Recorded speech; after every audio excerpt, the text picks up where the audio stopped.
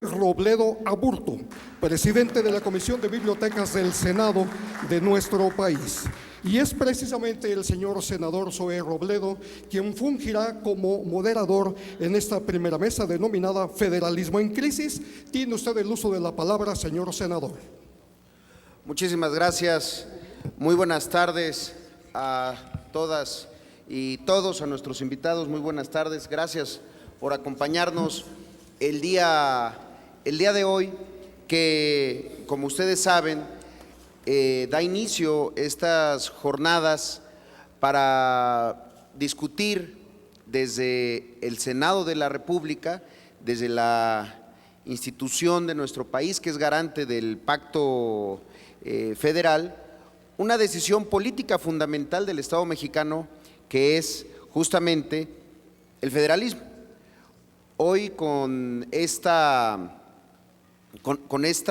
decisión que ha tomado la mesa directiva, en particular el senador Miguel Barbosa Huerta, presidente del Senado de la República, de llevar a cabo estos foros, la intención es reubicar y discutir lo mismo el papel del Senado frente a los retos que se presentan en un federalismo que ha sido entendido de diferentes maneras y cuya historia pues ha sido tan compleja como la historia de nuestro propio país desde el origen mismo como nación independiente. Por eso es para mí de verdad un gusto poder ser moderador de esta mesa y de presentar a cada uno de nuestros invitados. Empezamos con el doctor Daniel Barceló Rojas de la UNAM. Él es licenciado en Derecho por la Universidad Iberoamericana, es también maestro en Política y Gobierno por la Universidad de Essex en Inglaterra y doctor en Derecho por la Universidad de Salamanca. Actualmente es investigador del Instituto de Investigaciones Jurídicas de la UNAM, con especialidad en federalismo justamente y en Derecho Constitucional Estatal. Además es miembro del Sistema Nacional de Investigadores de CONACYT y está también actualmente fungiendo como el representante del gobernador, amigo nuestro, Arturo Núñez, gobernador de Tabasco, en la mesa técnica del Acuerdo Político por Tabasco. Por eso para mí es un honor darle la palabra al doctor Daniel Barceló Rojas. Muchas gracias, señor senador. Pues en primer término agradecer la invitación que se nos hace para participar en este encuentro y expresar nuestras opiniones sobre el estado actual del federalismo. Yo desde luego haré una aproximación desde la perspectiva de los estados, porque ese ha sido mi campo de estudio y actualmente en eso estoy trabajando, en la reforma política de los estados desde los estados. Mi exposición la voy a dividir en 4 partes. En primer término voy a hacer un comentario sobre las condiciones de la democracia representativa en los estados. En segundo lugar voy a hablar sobre las respuestas al problema de la permanencia y aún en algunos casos del recrudecimiento de los sistemas autoritarios en los estados del año 2000 a la fecha. En tercer lugar, hablaré de las causas constitucionales que facilitan la pervivencia de sistemas demoautoritarios en los estados. Y en cuarto término, hablaré de las soluciones constitucionales de las que venimos hablando en el Instituto de Investigaciones Jurídicas de la UNAM, tanto en el texto constitucional federal como en las constituciones de los estados. Bien, empiezo pues con el comentario sobre las condiciones de la democracia representativa en los estados. Y cito a Gustavo Madero, presidente del Partido Acción Nacional, que ocupó la presidencia, como todos sabemos, de la República durante 2 sexenios consecutivos y ha gobernado varios estados desde 1989, en que se produce la primera alternancia en el ámbito estatal en Baja California. Dijo recientemente en una entrevista concedida al diario español El País, a pregunta del reportero, le pregunta ¿y qué queda del legado de su tío abuelo Francisco I. Madero? Y dice Gustavo Madero: queda la democracia pendiente que falta en México. El autoritarismo se ha refugiado en los gobiernos de los estados. Ahí falta la competencia, la transparencia, la rendición de cuentas, el respeto al voto. Yo comparto desde luego el diagnóstico del señor Madero, pero con algún matiz. Si bien con significativas diferencias entre estados, esto lo enfatizo mucho, puede señalarse que la democracia representativa en los estados de la República Mexicana es actualmente de baja calidad, tan de baja calidad en algunos de ellos que no pasa de ser una democracia electoral que solo es capaz de garantizar la alternancia en el poder, pero no el ejercicio del poder político sujeto a derecho por parte de las autoridades locales. Son sistemas políticos demoautoritarios según la definición que hace Karl Loewenstein del sistema político demoautoritario.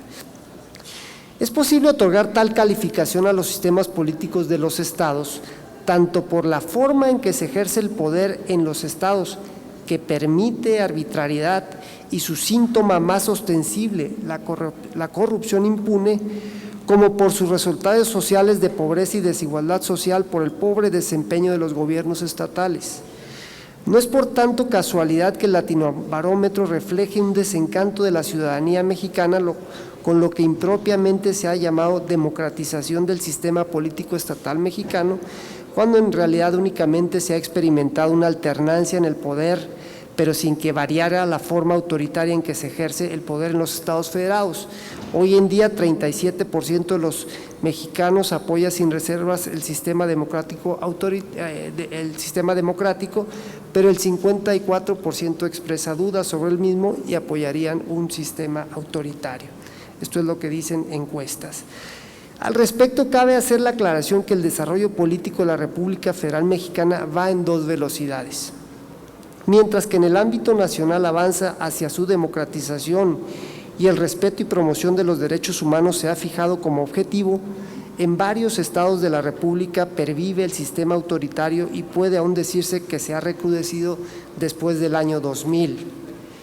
¿Y cuáles han sido las respuestas al problema del que vengo hablando, el recrudecimiento del sistema político autoritario de los estados del año 2000 a la fecha? Bueno, en primer lugar ha habido respuestas locales. La democratización del sistema político mexicano en el ámbito federal tuvo su primer impulso desde los estados y municipios en los años 80. Tal estrategia aún persiste. Actualmente el Estado de Tabasco, por ejemplo, intenta impulsar la democratización del sistema político por medio de lo que se ha llamado localmente el Acuerdo Político por Tabasco, al que convocó el gobernador Arturo Núñez Jiménez. Pero también, desde luego, en el Distrito Federal se viene haciendo un ejercicio similar y otros estados también han emprendido esta ruta. Sin embargo, tiene el inconveniente de que quienes participan ahí, especialmente los legisladores locales, tienen un horizonte de solo 3 años y eso les hace cambiar sus intereses de corto plazo por los intereses de mediano y largo plazo de la ciudadanía. Bien, ahora comento cuáles han sido las respuestas federales y aquí debemos dividir el liderazgo presidencial del PAN del 2000 al 2012, incluso se podría hacer una diferenciación desde luego en cómo atendió este tema Vicente Fox y cómo lo atendió por su parte Felipe Calderón, y luego el liderazgo del presidente Peña Nieto y del Pacto por México del 2012 a la fecha. Del liderazgo presidencial del 2000 al 2012. En sustitución del sistema metaconstitucional centralista que se vino abajo con la alternancia en el Poder Ejecutivo Federal en el año 2000, se debió de haber establecido un sistema constitucional en los estados de corte federalista, tal y como lo indica la Constitución Federal en el artículo 40 y 41. Es decir, se debió establecer de hecho y de derecho la Constitución estatal como norma suprema local con su respectivo sistema de controles y equilibrios estatales. Pero no se actuó en este sentido y se dejó que el sistema político de los estados evolucionara sin una debida planificación, porque quienes llegaron al poder en el 2000 y gobernaron hasta el 2012 consideraban que con la mera alternancia en el poder ejecutivo de los estados sería suficiente para transformar el sistema político en el ámbito subnacional. En el sexenio de Calderón habría que añadir a ello que la forma en que llega al poder presidencial, recordemos, sumamente cuestionado por una de las fuerzas políticas principales, pues impide que haya acuerdos concretamente con el PRD, y eso bloquea esa posibilidad, ¿no? Entonces sigue esta inercia que deja a los estados actuar por sí mismos. ¿Qué pasa posteriormente en el año 2012 cuando cambia la presidencia? Vuelve el PRI y desde la presidencia se impulsa un pacto por México. El titular del Poder Ejecutivo impulsa este pacto por México con los dirigentes de los principales partidos políticos nacionales de oposición. Bueno, en este periodo el objetivo prioritario ha sido la gobernabilidad de los estados sobre pautas establecidas desde la Ciudad de México. Se recurre al cambio político de los estados impulsando reformas a la Constitución Federal o mediante leyes generales por medio de las cuales se reduce el espacio constitucional de los estados. El INE es su ejemplo más reciente, pero también se pueden citar los ejemplos del IFAI o la CNDH, que se han erigido como órganos de apelación nacional de los órganos homólogos locales, y muchos otros ejemplos más. La estrategia parece ser que los sistemas políticos de los estados dejarán de ser sistemas autoritarios por el vaciamiento de sus potestades.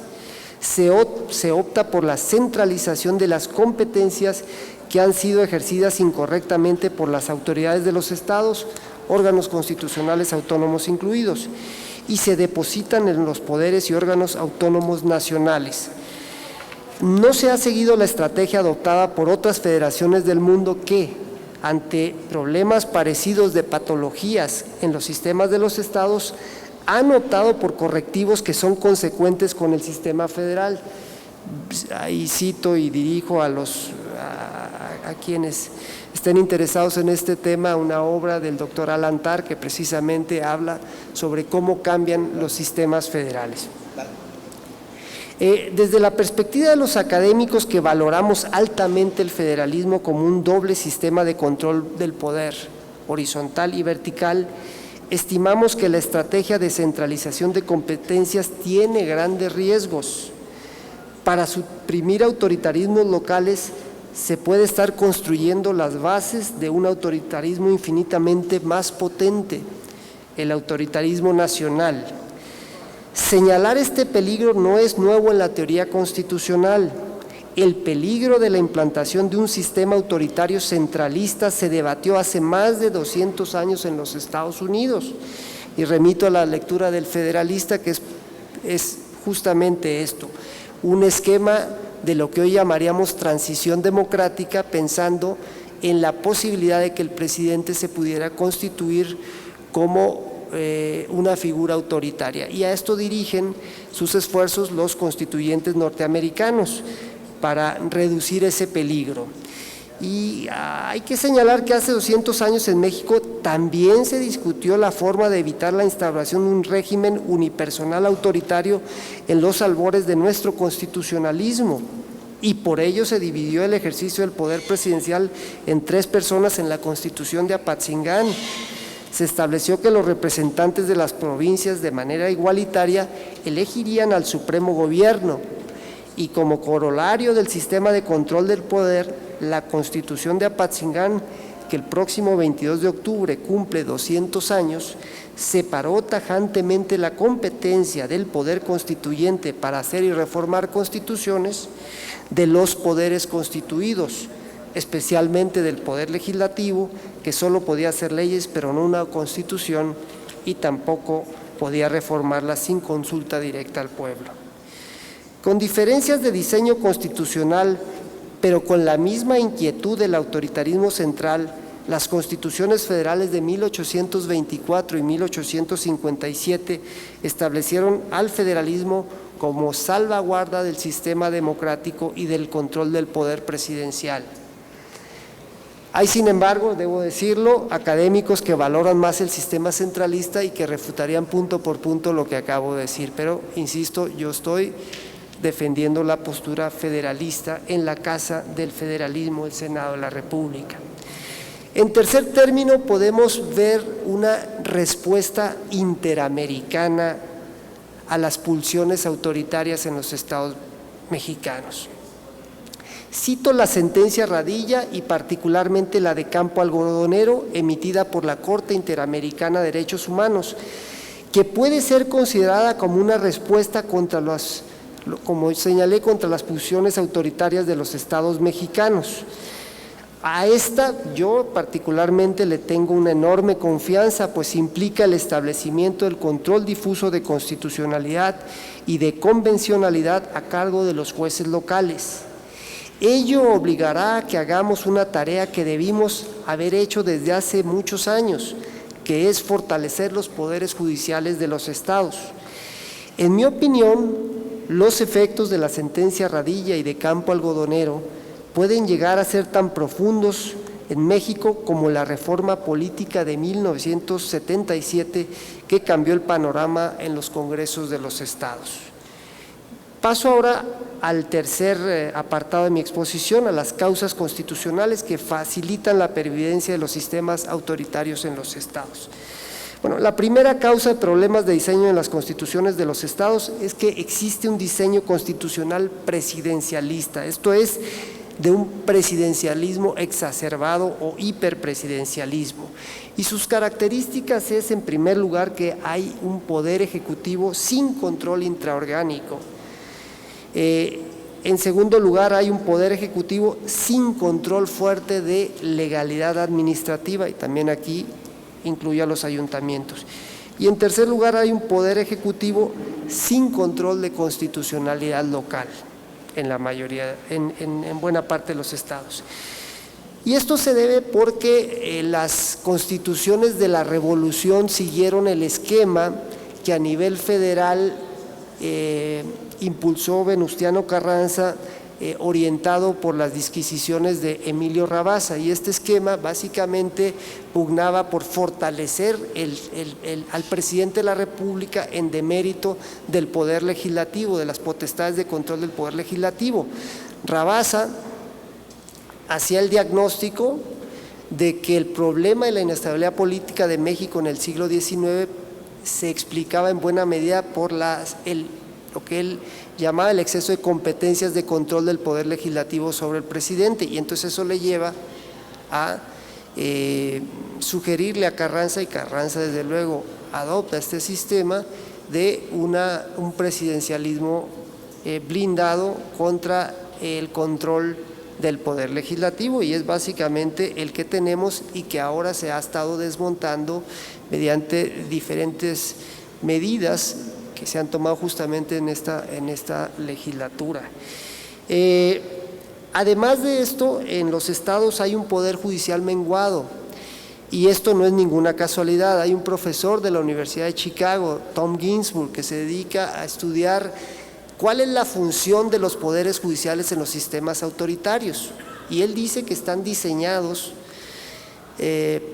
para no tener dientes, son como tigres vegetarianos, porque no se les otorga competencias constitucionales, y precisamente en la Constitución es donde están los derechos políticos de los ciudadanos y los controles sobre el Poder Ejecutivo por parte del Congreso y del propio Poder Judicial, de tal manera que hacer los tribunales de legalidad, pues simple y sencillamente por una vía bastante, digamos que solo los especialistas en derecho pueden percibir con toda claridad, pues se desapodera al Poder Judicial y se le deja siendo un poder inocuo. Sin embargo, parece ser que hay un Estado de Derecho, pero en realidad no hay cómo someter a los gobernantes. Bien, la segunda causa de problema constitucional, y esta a nivel central, es el centralismo judicial atribuible a la legislación federal de control constitucional y de amparo, y aquí hay mucho por hacer por el Senado de la República. En primer lugar, hay un control constitucional concentrado, y esto hace que se pudran algunos problemas políticos de los estados, problemas políticos muy importantes, y no es problema de la Suprema Corte de Justicia de la Nación, sino lo que sucede es que se le ha recargado con los problemas políticos de todos los estados y de los municipios, y cuando llegan problemas políticos de los estados, lo que hace la Suprema Corte, como hace cualquier otro tribunal, es que los pone a la cola, y entonces va a atenderlos en promedio 4 años después de que llegaron, cuando ya no es la misma legislatura, o cuando los ayuntamientos ya cambiaron, en fin, y cuando el problema político que eso generó ya escaló y se salió de cauce, ¿no? Entonces, este es uno de los problemas que tenemos. El otro es el amparo, el exceso, el abuso al que puede conducir el amparo cuando jueces federales con fundamento o con la intención de proteger derechos fundamentales invaden competencias de los estados. La tercera causa es una falla de diseño en la garantía política de la democracia en el Estado federal. Y, en el origen, como yo les dije, el sistema federal norteamericano lo que hizo fue construir una garantía política de la democracia y estableció la intervención reconstructiva de los poderes federales sobre los estados cuando existe un colapso de la democracia en un estado, cuando un estado no es capaz de defender los derechos humanos y de mantener la democracia en su estado, hay un colapso y entonces los poderes federales pueden intervenir. Por ejemplo, hoy podríamos pensar en el caso de Michoacán, ¿no? En un colapso que ha habido ahí. El problema de este diseño sigue siendo muy válido. El problema es que este diseño solo estableció como escenario el colapso total constitucional de un Estado y no cuando va bajando de calidad poco a poco, que es lo que viene sucediendo precisamente en México, pero que ha pasado también en los Estados Unidos e incluso en la Unión Europea, es decir, no son problemas privativos nuestros. Bueno, ahora hablaré sobre las soluciones constitucionales y me referiré al texto constitucional federal y a las constituciones de los estados y con esto voy a concluir. Es posible sugerir un diseño institucional para ensanchar los contrapesos a los ejecutivos locales, el reequilibrio de poderes y el empoderamiento de los ciudadanos, que pasa por reformas profundas a las constituciones de los estados. Pero antes de mencionarlas debo señalar tres cuestiones previas al diseño constitucional estatal que dependen del texto constitucional federal o de leyes federales. Es decir, no todo depende del diseño constitucional de los estados para promover en clave federalista la democratización y el fortalecimiento del Estado de Derecho en el ámbito subnacional. Primera cuestión que ha de resolverse desde la Federación es la conducción de la operación del control difuso de constitucionalidad y de convencionalidad, es decir, de reconstruir el federalismo judicial en México, que depende en buena medida de la política judicial de la Suprema Corte de Justicia de la Nación, que en este punto está dividida entre 6 y 5 ministros. En 2015 se eligen 2 nuevos ministros de la Suprema Corte, lo que redundará en mayor centralización o mayor descentralización según a los ministros que se elija, y ahí desde luego el Senado de la República tiene la palabra. La segunda cuestión a resolver es la reforma del sistema electoral del federalismo. Progresivamente desde 1977 se ha alterado la forma en que se elige el poder revisor de la Constitución. Los estados dejaron de ser la unidad básica de la geografía electoral para elegir a los miembros del poder revisor de la Constitución y esto ha tenido como efecto reformas constitucionales centralizadoras. No es casualidad que el artículo más reformado de la Constitución Federal sea el 73, precisamente por medio del cual se centralizan competencias a los poderes federales. Por la misma razón, tampoco es casualidad que para el cambio político de los estados se entienda siempre en clave centralista. Tercera cuestión, la reforma del procedimiento de reforma de la Constitución Federal. La llave para reformar la Constitución Federal debe encontrarse en los ciudadanos mediante referéndum obligatorio o potestativo. Ello evitará que para la reforma constitucional federal un partido político, llámese PRI, PAN, Partido Verde, PRD, Morena, el que quieran, a través de sus miembros integrantes del Poder Revisor de la Constitución, pueda ejercer disciplina de voto horizontal y verticalmente, es decir, pueda exigir disciplina de voto en las cámaras del Congreso de la Unión y en las legislaturas de los estados. El ejemplo es Suiza. Allí se ha entendido que la única forma de evitar que la democracia de partidos termine por controlar el proceso de cambio constitucional es la consulta directa al pueblo, que no necesariamente milita o es simpatizante de algún partido político. Finalmente, me referiré al diseño constitucional de los estados telegráficamente, y este diseño debe buscar el reequilibrio de poderes y el empoderamiento de los ciudadanos. Hacer de la Constitución estatal norma suprema es el objetivo. En primer lugar, se debe fortalecer el control intraorgánico del Poder Ejecutivo, y para ello se requiere establecer el gabinete y las potestades constitucionales del gabinete en la Constitución de los estados. Entre otras, una decisión que debería de hacerse de manera colegiada es la elaboración y aprobación del programa de gobierno y desde luego del presupuesto de egresos en los estados. La segunda cuestión es que hay que fortalecer cuantitativa y cualitativamente el control del Congreso sobre el Ejecutivo. Y aquí en este punto vale decir que no es igual y no debemos de tomar a pie juntillas lo que se discute como un buen modelo de diseño constitucional federal y replicarlo en los estados. Doy por ejemplo la conformación del número de integrantes de las cámaras del Congreso de la Unión. Yo no comparto personalmente que se reduzca el nivel de diputados federales, pero el problema es que este debate se ha repetido en los estados y resulta que estados como Baja California Sur o como Coahuila, que ya tenían pocos diputados, han reducido, o al menos en Coahuila, han reducido más el número de diputados. ¿Y cuál es el problema de esto? El problema es que el que controla al Poder Ejecutivo es el Poder Legislativo. Y en todas las democracias, el que controla al gobernador en turno y a los miembros de su gabinete son los diputados de oposición.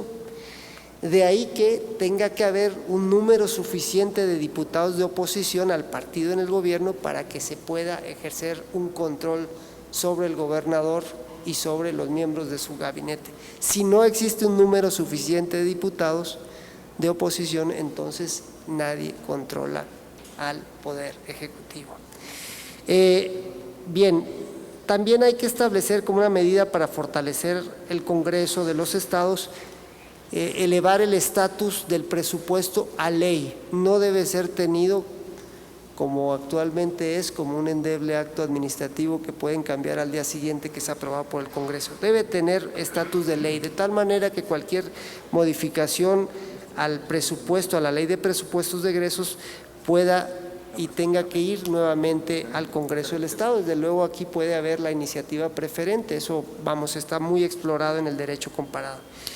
Finalmente, también hay que introducir un servicio de carrera en los congresos de los estados. También una medida para el reequilibrio de poderes es fortalecer al Poder Judicial, establecer competencias de control constitucional local y fortalecer el control de legalidad administrativa. Entre otras cosas, aunque ya algunos estados lo han hecho, hay que pasar el Tribunal de lo Contencioso Administrativo al Poder Judicial de los estados. En todas las democracias del mundo, el tribunal más importante, después del Tribunal Constitucional, al menos en las europeas, es el Tribunal de lo Contencioso Administrativo. Y aquí realmente le hemos puesto poca atención. Y ese es precisamente el que controla los excesos de autoridad de los miembros del Poder Ejecutivo o de los ayuntamientos, de manera tal que hay que fortalecerlo. También habría que reformar el gobierno municipal, y una de las cuestiones que se ha dejado siempre de lado en las discusiones que han habido en las cámaras del Congreso de la Unión es la reforma del municipio, del ayuntamiento, de la forma de gobierno municipal. Aquí hay que ponerle mucha atención. Igualmente al control de desempeño institucional de los órganos constitucionales autónomos. Hay que fortalecer el control intraorgánico e interorgánico de los órganos constitucionales autónomos. Y aquí habría que decir no solo a nivel estatal, sino también a nivel nacional.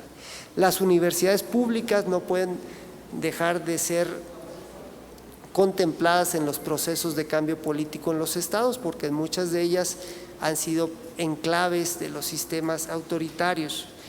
Y finalmente, el proceso de reforma constitucional en los estados que tiene que estar, como ya decía yo antes, radicado en el pueblo vía referéndum obligatorio o potestativo. Con esto concluyo mis comentarios. Muchas gracias por su atención.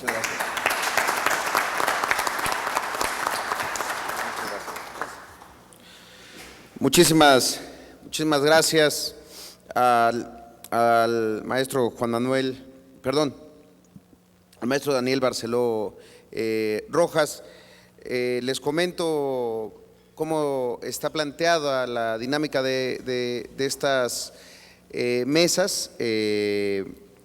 Cada ponente tendrá, como acaba de ocurrir, entre 10 y 15 minutos para desarrollar su exposición y en este momento se van a distribuir formatos de preguntas que van a ser distribuidas y posteriormente recogidos entre el público a fin de que podamos también tener una conversación con los asistentes el día de hoy.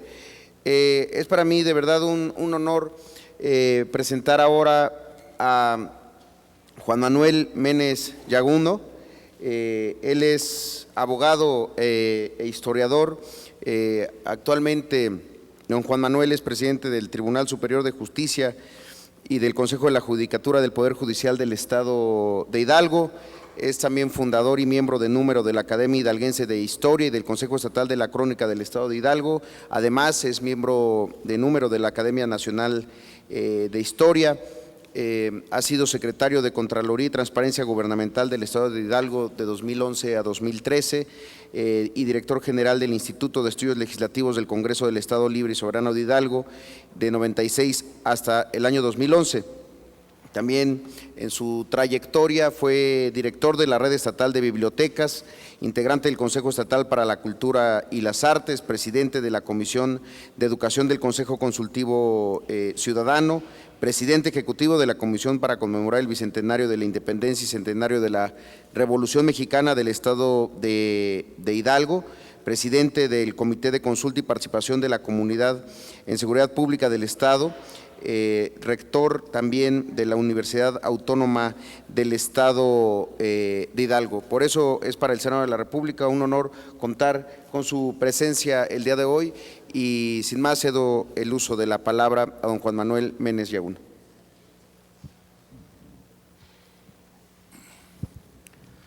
Muchas gracias, senador Zoé Robledo.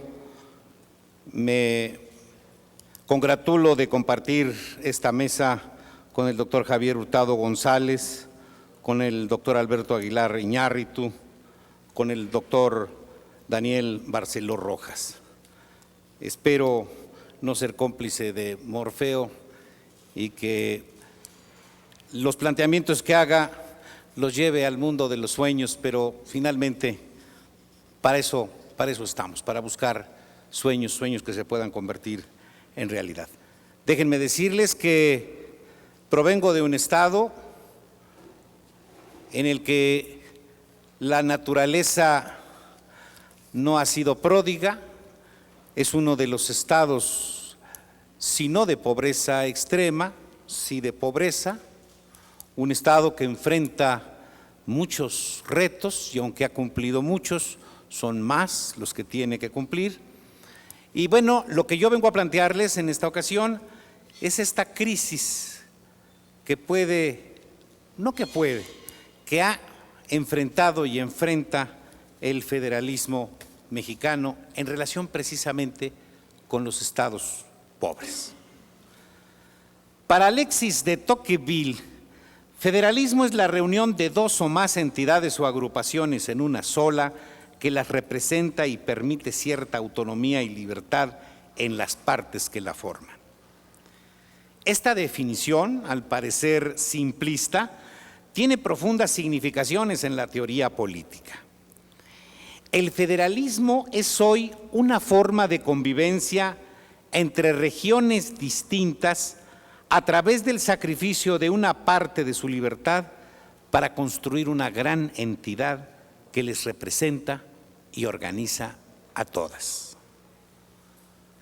Fundamental resulta entender que el federalismo ha resultado la mejor manera de lograr alianzas territoriales que conjunten esfuerzos y complementen las distintas potencialidades de zonas geográficas específicas. En México, nuestro federalismo está íntimamente ligado con la historia de la nación. Fue la respuesta que los habitantes del país encontraron para organizarse tras lograr su independencia. Pues si bien es cierto, el primer ensayo de gobierno fue instaurado en el breve imperio iturbidista, este periodo coadyuvó de manera determinante al triunfo de las ideas republicanas y en particular a las del federalismo encabezadas por Miguel Ramos Arizpe. Ninguna otra forma de organización enfrentó jamás en la historia del país, dice Brading, los embates de tiros y troyanos. El federalismo mexicano se vio atacado frontalmente por ilustres mentes de mexicanos, tanto conservadores como liberales, sin descartar los múltiples ataques procedentes de individuos nacidos en otras latitudes y aún de países vecinos y distantes. Y es que el federalismo mexicano no nació de la intención de varias regiones para integrarse en una nación, sino de una nación que buscó como estrategia aprovechar sus diferencias y coincidencias en una unidad de propósitos. Así, en tanto que la vida de las 13 colonias norteamericanas al momento de la independencia mantenía una vida política distinta, regida por tradiciones, hábitos, creencias y economías diferenciadas, en la entonces Nueva España, como apuntó Alejandro de Humboldt al inicio del siglo XIX y más tarde lo ratificó ante el Congreso Constituyente de 1824 Lorenzo de Zavala, las distintas regiones reconocidas por la geografía política hispana mantenían un comportamiento homogéneo apenas distinguido por las condiciones territoriales.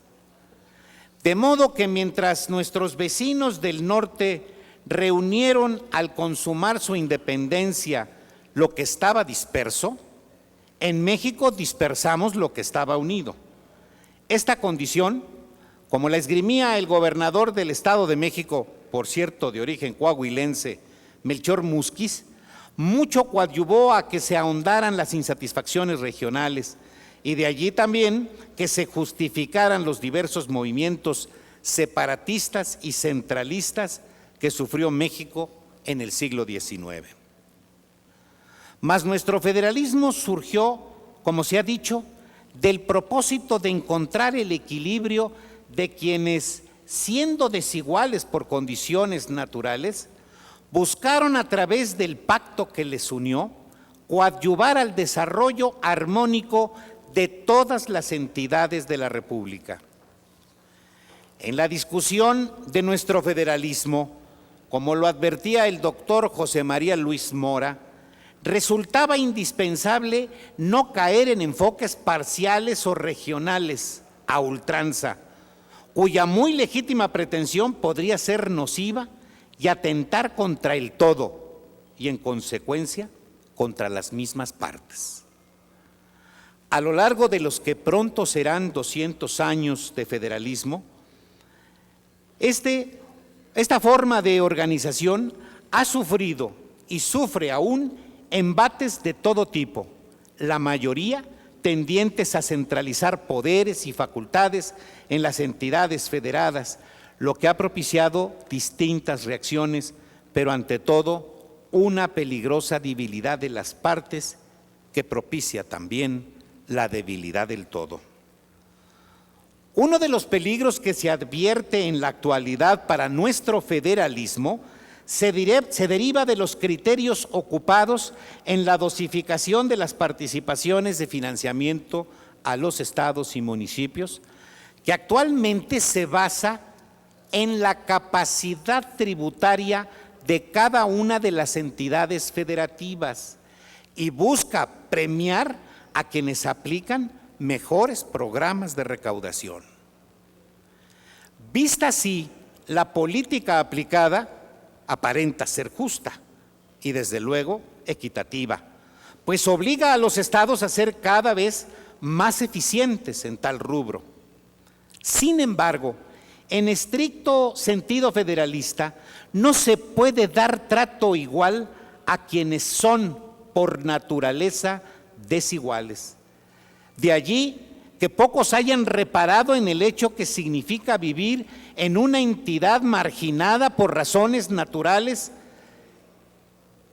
de su particular condición geográfica e histórica, en relación con quienes radican en zonas beneficiadas por una fértil geografía que propicia el desarrollo ya de la agricultura por virtud de su suelo o de la industria en razón de su ubicación y conectividad.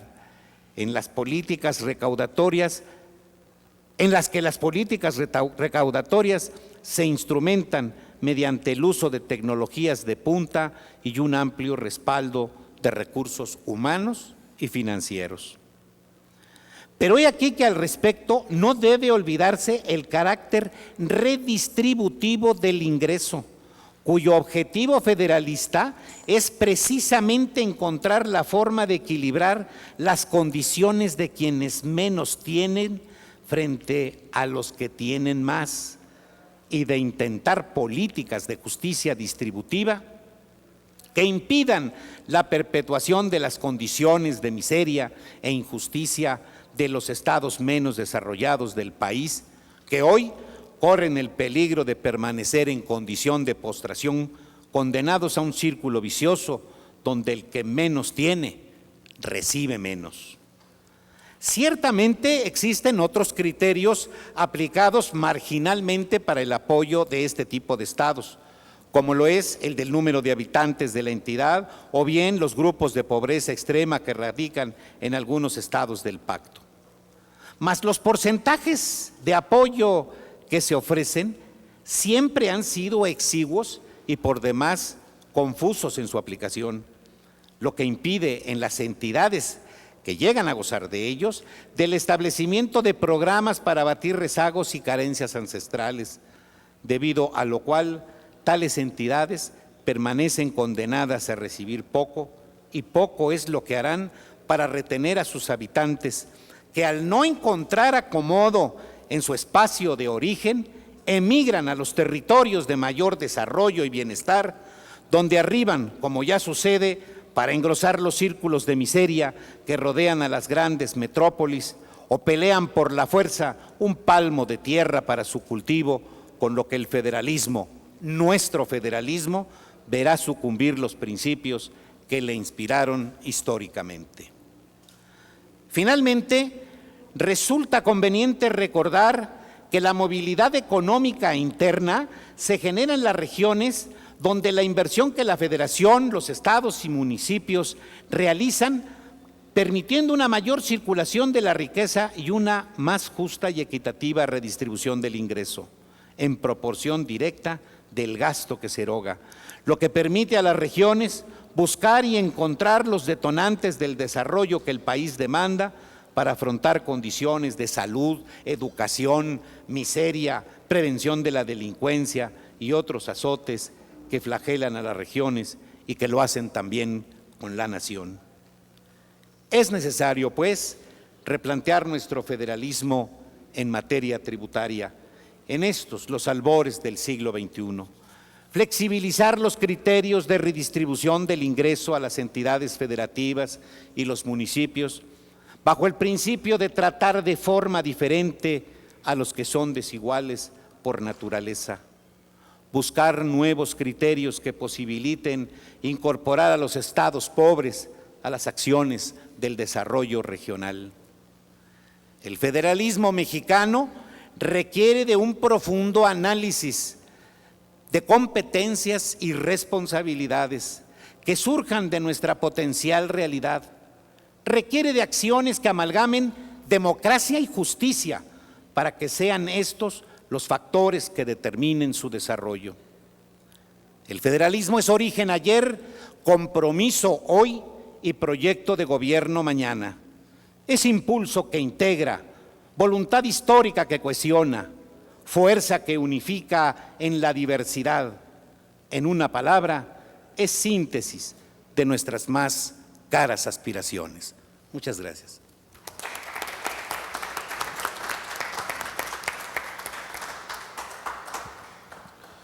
Muchísimas gracias, magistrado presidente. Resulta muy interesante cuando al escucharlo, escuchar la máxima aristotélica sobre tratar igual a los desiguales, y me llama aún más la atención porque estando aquí, bueno, todos mexicanos, algunos de Baja California, de Tabasco, de Hidalgo, de Jalisco, en mi caso particular de Chiapas, creo que todos hemos alguna vez utilizado la misma máxima aristotélica para hablar de una mejor redistribución de los ingresos. Y lo digo porque cuando usted mencionaba a los estados que han sido bendecidos o que tienen esa condición, digamos, de beneficio de su geografía, de su ubicación, de lo verde de sus tierras. Bueno, los chiapanecos siempre hemos dicho que eso es justamente lo que nos ha llevado a, en gran medida, hacer enormes aportaciones a la federación y hoy ser uno de los estados, igual que Hidalgo, con enormes carencias y enormes rezagos entre la población. Entonces, sin duda, por eso este foro es tan importante, para repensar este federalismo cooperativo en el que hemos vivido durante tantos años y quizá empezar a pensar en nuevas fórmulas de federalismo que en su espíritu siga existiendo la cooperación, pero con un ánimo de mucho mejor redistribución del ingreso e incluso, ¿por qué no decirlo?, un federalismo restitutivo a aquellos estados que han hecho aportaciones de diferente índole durante muchos años para el desarrollo de otras regiones de la propia federación. Entonces, de verdad me congratulo escuchar que no solo en Chiapas escuchamos estos mismas inquietudes. Bien, daré ahora uso de la palabra a José Alberto Aguilar Iñárritu. Él es un político y escritor mexicano, licenciado en Economía por la Universidad Nacional Autónoma de México, lo cual también entusiasma saber que no soy el único no abogado de esta mesa. Él tiene especialidad en Historia Económica y Planeación, cuenta con estudios de Derecho y Ciencia Política impartidos por la misma universidad, donde también ha sido profesor. Cursó estudios en el Instituto Nacional de Administración Pública y se desempeñó en trabajos de investigación en el Colegio de México en materias de planeación urbana y regional. Ha sido diputado federal por el estado de Baja California Sur, donde ocupó la presidencia de la Comisión Especial para la Reforma del Estado, además de integrar las comisiones de Defensa Nacional, Marina, Relaciones Exteriores, las interparlamentarias México-Cuba, México-Estados Unidos y haber sido presidente del Grupo de Amistad México-Estados Unidos y miembro del Grupo de Amistad México-Francia. Fue secretario técnico de la Comisión Ejecutiva de Negociación y Construcción de Acuerdos del Congreso de la Unión para la Reforma del Estado, consejero de la presidencia de dicha comisión y especialista en la subcomisión redactora de la misma. En esta última función fue autor de 2 iniciativas de reforma constitucional, la de fortalecimiento y modernización democrática del régimen presidencial con prácticas parlamentarias y reforma al artículo 48 constitucional para que el territorio insular ubicado a 12 millas náuticas de las costas sea de jurisdicción estatal. Sus iniciativas como legislador fueron en materia de régimen político y forma de gobierno, democracia y sistema electoral, federalismo, seguridad nacional y asuntos de presupuesto de las Fuerzas Armadas. En el gobierno federal desarrolló diversas funciones directivas en dependencias como el IMSS, la CFE, la Secretaría de Programación y Presupuesto, los Centros de Integración Juvenil, la CEDUE, la Secretaría de Gobernación, el IFE y Banobras. Y en el ámbito privado fue presidente y fundador del grupo Decide, dedicado a la consultoría de negocios y de gobierno en materia de administración estratégica e inteligencia competitiva. En materia internacional ha sido secretario técnico de la Conferencia de Gobernadores del Golfo de México y de la Comisión Binacional para el Desarrollo Fronterizo Tabasco-Petén, representante de Tabasco ante la Coalición Binacional de Gobernadores por el Etanol y ante la Asociación Mundial de Ciudades Estratégicas. Fue consejero también de Washington Center for Governors Initiative Program en Washington, D.C. y asesor de UNICEF en materia de gobiernos locales y desarrollo del programa para la Conferencia sobre los Derechos del Niño. Es miembro del Foro de Biarritz, que analiza y fomenta las relaciones entre América Latina y Europa, y del Grupo de Berkeley, y además es miembro de número del Instituto Mexicano de Cultura. Sin más, le cedo el uso de la palabra a Alberto Aguilar Iñárritu. Muchas gracias, senador. Muy buenas tardes a todas y a todos. Me es muy grato compartir esta mesa con amigos de tiempo. Javier Hurtado, Daniel Barceló, saludar a Juan Manuel Méndez y desde luego al senador Zoé Robledo. Cuando me invitaron a esta mesa, el título me pareció por demás oportuno. Hablar de la crisis del federalismo es probablemente la primera pieza para empezar a resolver un problema, porque en efecto, el federalismo mexicano tiene una de las crisis que a lo largo de su historia ha presentado, esta muy reciente. Yo hice una reflexión escrita que me voy a permitir poner a consideración de ustedes, donde básicamente lo que trato de expresar es que esta crisis ha sido causada en buena medida por el abandono de las prácticas propias del federalismo. Es decir, esta supuesta rivalidad de eficacias entre el centralismo y el federalismo me parece una discusión falsa. Hay países que decidieron tener una forma de gobierno centralista que la historia les dio y entonces les funciona eficazmente o no esa fórmula. Y hay países como el nuestro donde el federalismo es un resultado de la historia. Evidentemente no voy a entrar aquí en las discusiones de Fray Servando y demás, pero yo creo que sí hay muchos elementos que nos mostraron, ya viendo gente de Jalisco aquí, que realmente sí había una separación de las partes y que realmente el federalismo nos permitió construir una nación. Entonces, no es un tema nada más ideológico. Es un método de gobernabilidad que en la historia nos hemos dado. Pero cuando se abandonan los fundamentos de este método, cuando no se pone en práctica las condiciones de su naturaleza, pues resulta verdaderamente un falso dilema discutir que no funciona el federalismo cuando se le ha echado por la borda. Y esto lo voy a poner aquí en este documentito. Yo lo sitúo básicamente en esta cadena de insuficiente reconversión o actualización institucional que en muchos campos, sobre todo en materia de régimen de gobierno, venimos teniendo desde 1982 a la fecha.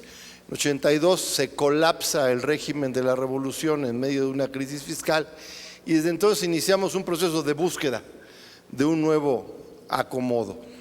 Hemos avanzado en unos campos, en materia de régimen de gobierno creo que muy poco, y el tema federalista se inscribe ahí.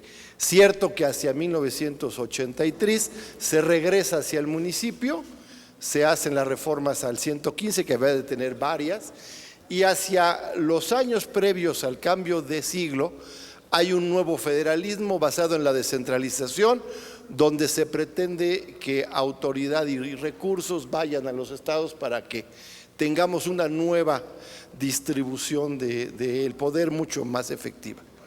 Pero en 12 años posteriores a la llegada de la alternancia, y es lo que voy a tratar aquí, se abandona, o más bien hay una suerte de abdicación del papel del gobierno central en lo federal. Y se genera lo que yo llamo, lo voy a decir aquí, el confederacionismo centralista. En el 27 de abril de 2006, el Senado de la República emite un dictamen para realizar diferentes reformas constitucionales donde obtiene una frase muy feliz: unir sin fusionar y diferenciar sin dividir. Creo que es la médula del federalismo. Un federalismo que, como ya dije, no es solamente una posición ideológica que yo considero progresista, en la medida que acepta, determina y promueve la posibilidad de unir en la diversidad. Y esto habla de tolerancias. Sino que esta fórmula nos permitió mantenernos como un todo a pesar de elementos centrífugos que se empezaban a ver en las partes. Y cuando olvidamos esto, nos amputaron la mitad del territorio nacional.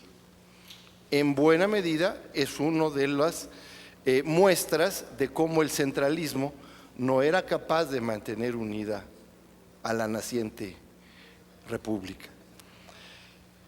No ha habido una historia lineal en el federalismo, lo constatan varias irrupciones centralistas en nombre de la urgencia que hacían de lado lo importante, pero las más frecuentes fueron aquellas y son aquellas donde se proclama el federalismo de forma, pero se actúa con sustancia centralista.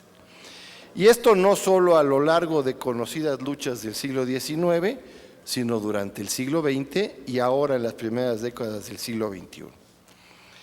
Las crisis del federalismo han sido varias. Como ya dije hace un momento, en 82 se puso de manifiesto el agotamiento de lo que pudiéramos llamar el federalismo unitario que propuso la revolución. Un federalismo unitario, valga esta digresión, que operaba gracias al esquema de partido hegemónico. Esto es lo que le permitía tener estos mecanismos de diálogo y de manejo de una autoridad presidencial fuerte. Se establecen las reformas al artículo 115, se avanza en esa lógica. Luego viene un fenómeno muy complicado que fueron los sismos de la Ciudad de México, que ponen de manifiesto la incapacidad de una forma de gobernar esta ciudad, que en el fondo vuelve a cuestionar el mismo federalismo, donde la autonomía de la Ciudad de México desde ese momento empieza a comprenderse no solamente como un problema ideológico, sino como un factor central de gobernabilidad, que ahora suena muy claro, pero en aquella época empezaba a comprenderse. En esta lógica, la siguiente crisis del federalismo se comienza a observar con el advenimiento de la alternancia y se profundizaría a lo largo de este siglo. Cuando los esfuerzos del llamado nuevo federalismo que se promovieron durante los últimos años del siglo pasado para descentralizar autoridad y recursos, culminaron, por un lado, con el paulatino abandono desde el gobierno federal de las políticas de desarrollo regional. Aquí se hablaba de compensaciones. Bueno, ahí hay un fenómeno claro. Es decir, si bien el federalismo unitario ejercía una cuestión vertical, sí tenía en mente una suerte de desarrollo regional, a lo mejor no omnicomprensivo, pero tenía la intención de empujar regiones. Eso se abandonó totalmente, como que se hizo una descentralización de, bueno, ustedes vayan haciendo lo que puedan hacer en su libertad, ¿no? Yo en lo mío. Se empezó a conformar esta lógica. Y entonces se abandonó el desarrollo urbano, el agrario, el industrial y sus correlativas como educación y tecnología. Se dejó de concertar con los estados estos esquemas, con los municipios más. Y por otro lado se dio un progresivo retiro del gobierno federal en el impulso al desarrollo político de la democracia en el ámbito de los gobiernos estatales y municipales. Aquí Daniel nos acaba de decir que básicamente estos mecanismos de entrar cuando la cosa ya está sumamente grave, pues no tiene nada de preventivo. Cuando pudiéramos impulsar fórmulas y mecanismos que cuando estamos viendo atrasos relativos en una democracia que está instaurándose, pudiéramos practicar acciones mucho más decididas en este sentido y nos evitaríamos muchos de los problemas que estamos viviendo. Es decir, A lo largo de este proceso de advenimiento de la alternancia y su consolidación en una docena de años, la federación fue perdiendo el diálogo entre sus partes, para ceder esos espacios de responsabilidad compartida a lo que yo llamo una suerte de centralismo confederacionista, minimalista, opaco y dilapilador, donde las agendas del gobierno federal y de los gobiernos de los estados comenzaron a padecer de autismo. Cada quien a ver qué hace con lo suyo. Durante esa docena, en particular durante los últimos 6 años, cada quien caminaba por su lado, encontrándose solamente en el reparto de las participaciones federales derivadas del petróleo y confrontándose en lo electoral, en materia de seguridad, cuando no en la retención de los recursos presupuestales o en los debates sobre el ritmo del endeudamiento que respondían a esas retenciones como arma de control o de disputa política. Tuvieron los estados y los municipios que encontrar en sus propios ámbitos, como la CONAGO, las organizaciones de los municipios, los espacios de deliberación que ya no tenían en el marco federal. Se repartieron recursos desordenadamente y a manos llenas. Es decir, esta lógica en el peor de los mundos, ¿no? Yo suelto totalmente lo que quieras, pero al mismo tiempo te fondeo en cantidades enormes y desordenadas. No hay que olvidar que entre 2000 y 2012 los gobiernos federales recibieron recursos por concepto de petróleo que equivalen a más de 2,5 veces el Plan Marshall a precios de 2011. Solamente el Instituto Mexicano para la Competitividad, IMCO, calculó que entre 2006 y 2008 todas las transferencias a las entidades de la República sumaron 2.4 millones de pesos, que ellos califican como equivalentes a 33% más dinero que lo que usó el plan de ayuda para reconstruir Europa. Es decir, al final se repartía dinero sin control. No se hablaba, pero se repartía dinero, al tiempo que se cancelaba la política. Y lo más grave, se olvidaba que autonomía no significa autarquía y que ser gobierno federal implica no desentenderse de la conducción de la nación en todas sus partes. Es muy claro que en esta materia, como en casi todas las relativas al régimen de gobierno, la democracia no ha podido terminar de construir las instituciones que reclama esta nueva época de la República. El complicado diálogo entre el legislativo y el ejecutivo que en los últimos años dio lugar al Pacto por México para poder avanzar superando restricciones, no implica que en su indiscutible éxito la tarea esté concluida. Hace falta seguir revisando la forma de gobierno para no tener que echar mano de situaciones coyunturales. Pero en el federalismo estamos peor. Ni hemos construido la nueva institucionalidad que reclama su crisis, ni tampoco las fórmulas intermedias o temporales que permitan mejorar su situación.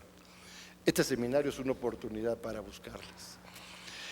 Con el doctor Barragán asumimos que el federalismo es una forma de gobierno, no de Estado. Es una técnica para organizar los poderes públicos, por eso hablo de régimen de gobierno, que resuelve el debate de la coexistencia entre dos soberanías, la federal y la local. Pero subrayamos que esta forma exige la actuación coordinada y corresponsable de sus partes. Sin ello, deja de ser eficaz y fenece. Esa es la crisis que estamos viviendo ahora. Así como no es posible tener un federalismo actuante y vigoroso sin contar con un firme sistema de pesos y contrapesos que module la relación entre la federación y los estados y la haga operar poniendo en práctica los principios de subsidiariedad, coordinación, compensación y transparencia inherentes a esta forma de gobierno, tampoco se puede hablar de un federalismo robusto si la relación entre los gobiernos estatales y los municipales carece de esos equilibrios y no está fundada tampoco en la plena positividad de los mencionados principios. Ahí radica buena parte del problema actual en este campo y no se soluciona convirtiendo la emergencia en normalidad al sustituir funciones locales con estructuras federales o acotando la autonomía de las entidades federativas y los municipios. Ambas acciones son apuestas riesgosas por la eficacia que al final terminan por perder sustentación y con ella la gobernabilidad. Ejemplos de lo anterior hay varios y amenazan con multiplicarse. En lo electoral se ha querido solucionar problemas inherentes al insuficiente desarrollo de la división de poderes en los estados, engordando al IFE para crear el INE y poniendo en riesgo por lo menos su certeza. En seguridad, donde es obligado a optimizar la permanencia de la Fuerza Federal sustituta, compensando esa acción con la reexpresión y el desarrollo de las fuerzas locales, el progreso local se observa insuficiente. En materia presupuestal, la inaplazable exigencia de transparencia y rendición de cuentas y de una mayor participación en el esfuerzo recaudador federal de los estados y municipios tiene poco avance y se ha preferido limitar las atribuciones locales para endeudarse.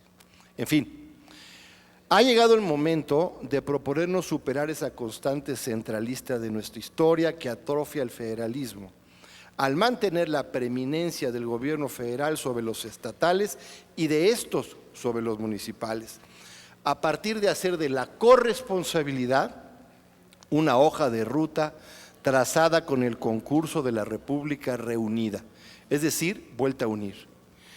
Así hemos cursado del federalismo fundacional de 24 al liberal de 57 y de ahí a partir de 1917 al unitario y ahora al confederacionismo centralista. Tenemos por delante la posibilidad de construir el federalismo democrático y corresponsable que reclama el siglo XX. Es momento de regresarle al artículo 124 constitucional su sentido original, dejando sin efecto la mudanza interpretativa denominada cláusula residual, que invirtió 180 grados su sentido original al acompasar la creciente supremacía federal sobre lo local y paternalistamente subordinar e irresponsabilizar a los estados y a los municipios respecto a su quehacer fundante en este pacto.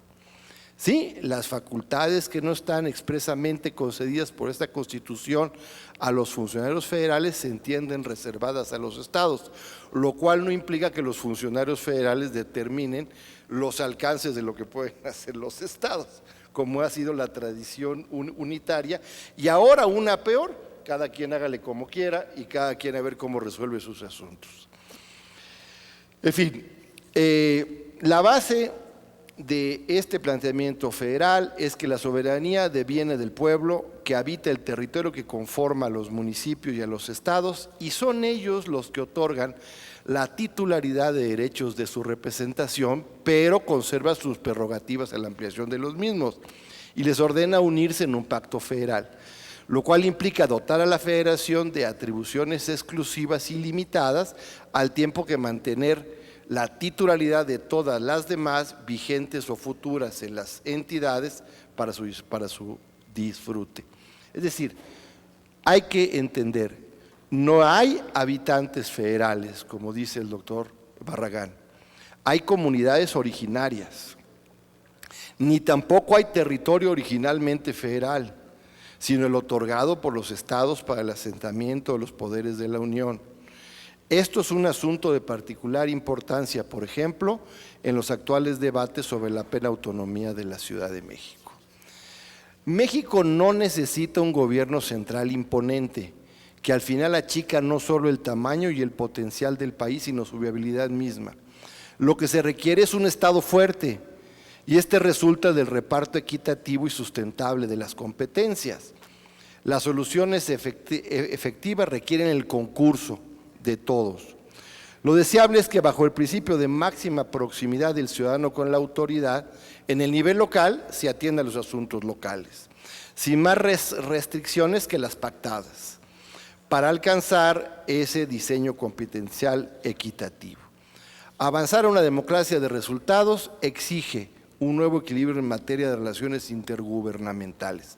Atender el federalismo es atender el problema de la gobernabilidad o de la ingobernabilidad ahí donde se da.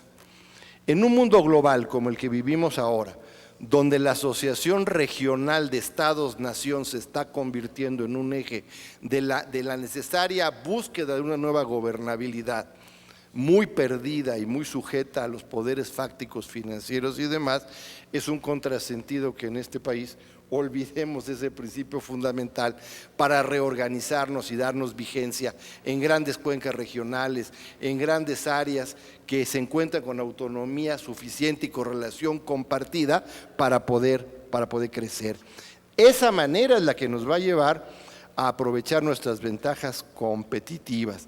Dejemos de tenerle miedo a los cuartos niveles de este gobierno, regresemos a la interacción de políticas regionales, en fin. Debemos regresar, o más bien debemos avanzar a permitir las alianzas entre los estados y de estos entre los municipios. Esta restricción no tiene ningún sentido en el siglo XXI. Y es la manera para volver a tener grandes ejes regionales de desarrollo. En la práctica se dan. En 200 años tenemos el primer eje carretero transversal, el del norte, que junta a Matamoros con Mazatlán. En 200 años, los Estados Unidos tuvieron su primer eje a la mitad del siglo XIX con los ferrocarriles que llegaron al oeste. Y es buena parte de la fortaleza que ellos tienen. El segundo eje, que lo tenemos en el Istmo, todavía no camina. Es decir, esto es un problema de alianzas. Y es un problema que debe no solamente permitirse, sino fomentarse con la colaboración de la propia federación. Hay que explorar con racionalidad facultades concurrentes, particularmente en el ámbito fiscal, de manera ordenada, pero no se puede tener a las entidades como pedinches. Tienen que participar en la recaudación. Si no, no vamos a poder avanzar ni vamos a poder entender que se les quite el trato de mayores de edad y se les deje como menores de edad a los miembros de esta federación. Tenemos que avanzar hacia el federalismo democrático, apoyando decididamente la edificación de la Ciudad de México, entidad federativa y capital federal, que además esto se va a dar muy cerca al centenario de la Constitución de 1917, y lo que pasa aquí, sin duda, va a ayudar mucho a la reflexión de lo que tenemos que hacer con la propia Constitución a sus 100 años para renovarla, para actualizarla. Y en meter a federalista esto va a ser un elemento detonador. En fin, hay que trabajar con una metodología federalista para establecer, si se quiere, criterios de homogeneidad. Se trata de asumir que los problemas del federalismo se resuelven profundizando el federalismo, no impulsando acciones centralistas, menos bajo promesas de eficacia, supuestos ahorros, tutelas que al final incumplen su oferta. El nombre del juego es hacer política de Estado con un régimen de gobierno federalista, reorganizar el sistema federal del país y con ese nuevo régimen competencial transitar decididamente a la edificación del régimen de gobierno que exige nuestra democracia y que todavía es una asignatura pendiente. Muchas gracias.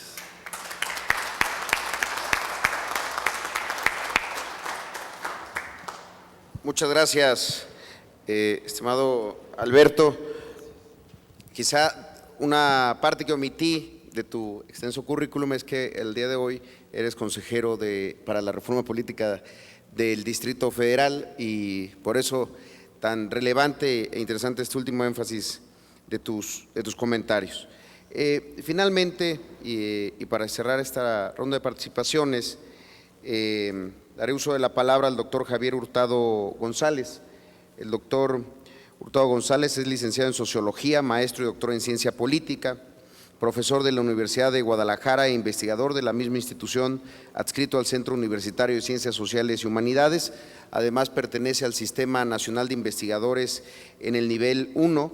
Se ha destacado en líneas de investigación como espacio público, convivencia, nueva constitucionalidad y gobernanza. Actualmente se desempeña como director general del Instituto de Estudios del Federalismo Prisciliano Sánchez en Jalisco. A través de dicha institución se ha impulsado el fortalecimiento municipal sustentado de los municipios de Jalisco y asimismo se ha dedicado a investigar, estudiar, proponer, divulgar y dar seguimiento al federalismo como forma de gobierno republicano, democrático, representativo y popular. Tiene el uso de la palabra el doctor Javier Hurtado González. Muy buenas tardes. Muchas gracias, señor senador.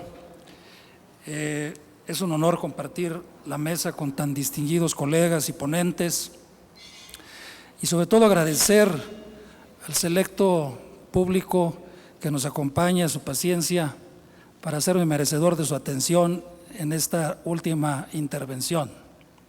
Espero ser lo más breve posible, concreto y preciso. Voy a tratar de dividir mi intervención en 3 grandes apartados.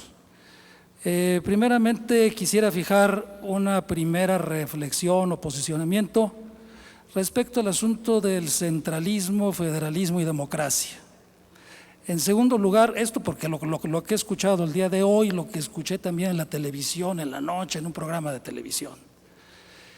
En segundo lugar, haré 5 breves reflexiones sobre la situación actual del federalismo en México para concluir si se encuentra o no en crisis y finalmente propondré a ustedes, al Senado, aquí por el digno conducto del senador Zoe, 5 propuestas muy sencillas, muy claras, muy concretas de cómo podríamos hacer funcionar mejor el federalismo. Entonces, si ustedes me lo permiten, iniciaría. Miren ustedes, yo no puedo venir a hablar a un foro de federalismo en favor del centralismo, ni por más que trate de asociarlo con la democracia. A mí me parece que ahí en esa asociación hay una confusión conceptual. Para mí el concepto de democracia tiene que ver con el sistema político. Es un concepto que nos remite a los análisis de los sistemas políticos. Sistema político democrático, sistema político autoritario, sistema político totalitario, de partido único, teocrático, de lo que quieran ustedes. Federalismo nos remite al sistema de organización política, y aquí voy a diferir un poco con mi estimado amigo Alberto Aguilar. Y entonces, sistema de organización política quiere decir federalismo o centralismo, o estados unitarios, autonomías o confederaciones. Y sistema de gobierno quiere decir parlamentarismo, presidencialismo y semipresidencialismo. De tal manera que yo no puedo mezclar las cosas. Yo no puedo asociar centralismo con democracia, como tampoco federalismo con democracia.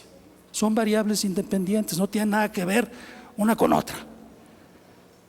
A mí no se me olvida que en una campaña, y no quiero citar el que llegó a ser presidente y luego andaba en campaña en esa época, dijo: vamos a terminar en México con el viejo presidencialismo para instaurar el auténtico federalismo. ¿Qué es eso?, dije yo. Lo correcto es decir, vamos a terminar en México con el viejo presidencialismo para implantar un parlamentarismo, o bien vamos a terminar en México con el centralismo para implantar el federalismo, eso sí. Entonces no confundamos las cosas y no hagamos depender una cosa de la otra, porque no quisiera que detrás de eso haya un objetivo insano.